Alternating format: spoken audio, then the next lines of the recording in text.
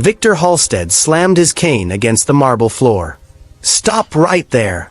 The small boy froze beside the table. The envelope of cash sat inches from his fingers. Victor's heart pounded as he stared through the security monitor in his private study. The cameras hidden in the library had captured everything. 7 years old. Thin. Rain dripping from his sleeves. Victor leaned forward in his wheelchair and whispered to the empty room. "Go on, kid, take it." The thick envelope contained $5,000. Crisp bills. Tempting. Easy.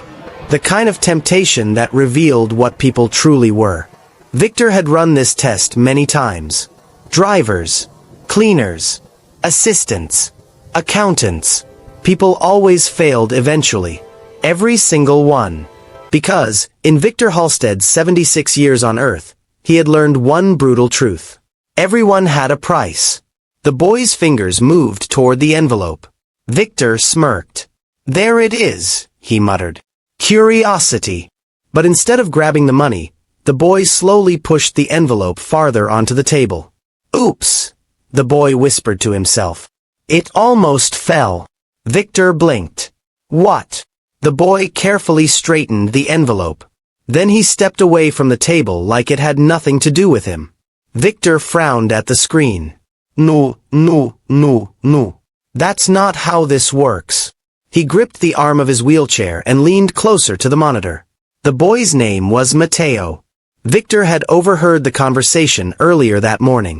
The boy's mother, Elena, worked as one of the mansion's housekeepers. A quiet woman who barely spoke unless spoken to. That morning she had walked into the staff entrance soaking wet from the storm, holding Mateo's hand tightly. Victor had been passing through the hallway when he heard her speaking nervously to the house manager. "I'm so sorry," Elena had said softly. "The schools are closed because of the flooding. I couldn't find anyone to watch him." The manager had sighed. "This is Mr. Halstead's home, Elena. You know he doesn't like children running around." "I promise he'll be quiet," Elena had said quickly.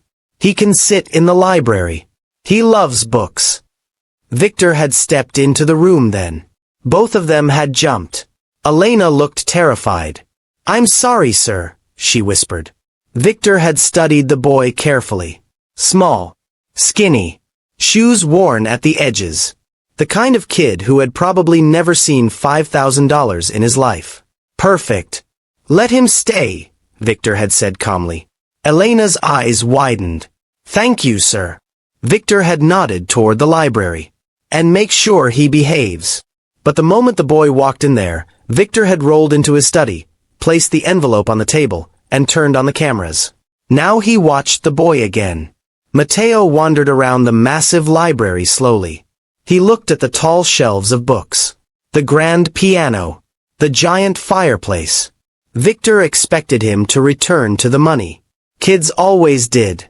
But Mateo stopped near Victor instead.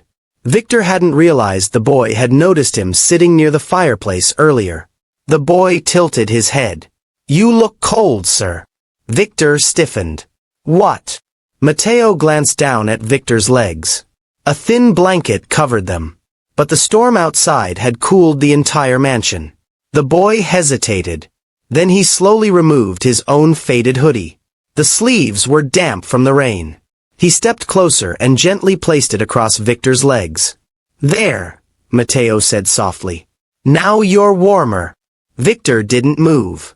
He stared at the small boy standing in front of him. No one had done something like that for him in years. Mateo smiled shyly. "My mom says when someone is cold, you should help them." Victor's throat tightened slightly. The boy turned away again like the moment meant nothing. Victor looked down at the hoodie on his legs. It smelled faintly of rain. And soap. And something else. Kindness. Victor quickly shook the thought away. "This is nonsense," he muttered. He turned back to the screen. Mateo was exploring the library again. The boy noticed a notebook lying on the floor beside a chair. He picked it up. Carefully. He placed it back on the table. Then he straightened a picture frame that had tilted slightly. Then he stacked a few scattered papers neatly. Victor's eyebrows slowly pulled together. Why is he doing that? No one had asked him to. The boy wasn't being watched. Or at least, he didn't know he was. Victor rolled his wheelchair slightly closer to the desk. All right, kid, he murmured. Let's see how long that honesty lasts. Minutes passed. Mateo wandered again. He glanced at the envelope once more. Victor leaned forward. This time, he whispered. Mateo walked to the table. His fingers hovered near the envelope. Victor held his breath. Mateo frowned slightly. Someone could lose this. He pushed it even farther from the edge. Then he walked away again. Victor stared at the screen. Silence filled the study. Finally he muttered in disbelief. You've got to be kidding me. At that exact moment the library doors opened. Elena stepped inside carrying a cleaning cloth. She stopped instantly when she saw Mateo's hoodie on Victor's chair. Her face drained of color. Mateo! The boy turned. Mama. Elena rushed forward. Why is your jacket on Mr. Halstead's chair? Mateo pointed. He looked cold. Elena looked horrified. Oh no! She turned to Victor quickly. I'm so sorry, sir. Victor slowly lifted his head. His voice suddenly turned sharp. This chair costs more than your yearly salary. Elena gasped. I'm sorry. I'm so sorry. Mateo looked confused. I just wanted. Elena pulled him gently behind her.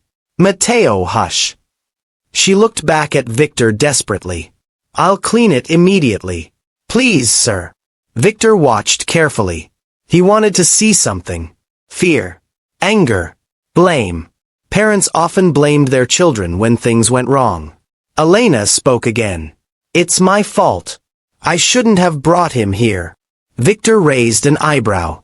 You brought him to my house knowing the rules? I had no choice, she said quietly. Convenient excuse. Tears began forming in Elena's eyes. I can work extra hours, she said quickly. You can deduct it from my salary. Victor leaned back. You'd work for free because of a wet chair? Yes, sir. Mateo tugged her sleeve. Mama, it's okay. Elena shook her head slightly. No, sweetheart. Victor watched every movement. She hadn't scolded the boy. Not once. Not even when she thought he had caused trouble. Mateo stepped forward slowly. Sir. Victor looked down at him. The boy's voice trembled.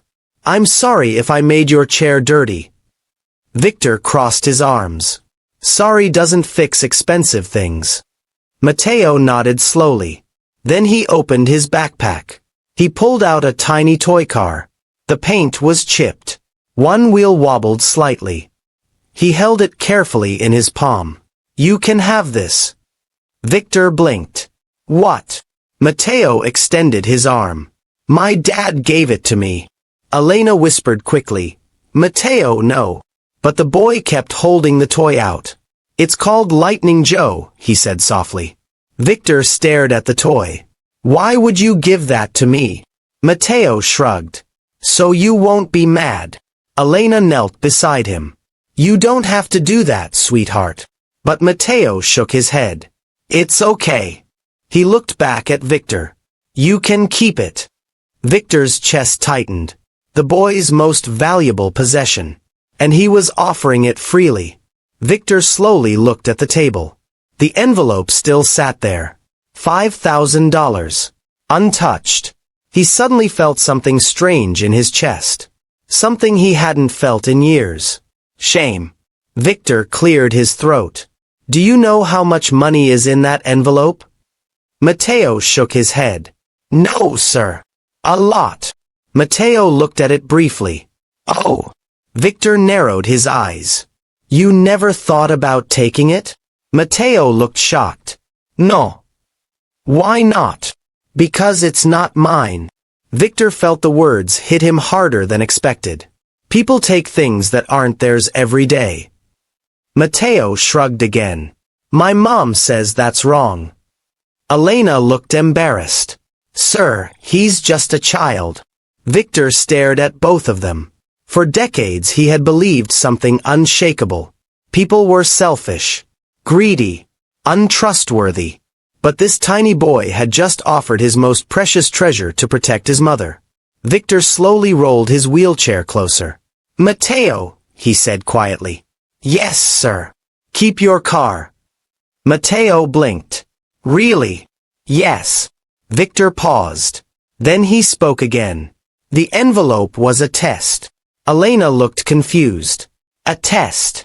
I wanted to see if someone would steal it." Elena's eyes widened. "You thought Mateo would take it?" Victor sighed slowly. "I thought anyone would." Mateo tilted his head. "But I didn't." Victor gave a small, sad smile. "No, you didn't." Silence filled the room for a moment. Then Victor asked quietly, "What do you want to be when you grow up?" Mateo's face brightened. "A mechanic." Victor chuckled. "A mechanic?" "Yes. I like fixing things." Victor looked down at his wheelchair. "Well, that's convenient." Mateo blinked. "Why?" Victor leaned forward slightly. "Because I need a mechanic." Mateo's eyes widened. "For real? For real?" Elena looked stunned. "Sir." Victor turned to her. "How long have you worked here?" 3 years. "And no one ever told me you were raising a boy alone." Elena lowered her gaze. "It wasn't important." Victor shook his head slowly. "Apparently it was." He turned back to Mateo. "Starting today, you have a job." Mateo's mouth fell open. "A job?" "Yes. What do I do?" Victor smiled faintly. "You keep an old man honest." Mateo grinned. "I can do that." Victor looked at Elena. "And you'll receive a raise." Elena gasped. "Sir, that's not necessary." "It is." Victor glanced again at the envelope, then at the toy car. "Some lessons are expensive," he murmured. Years passed. Mateo visited the mansion often.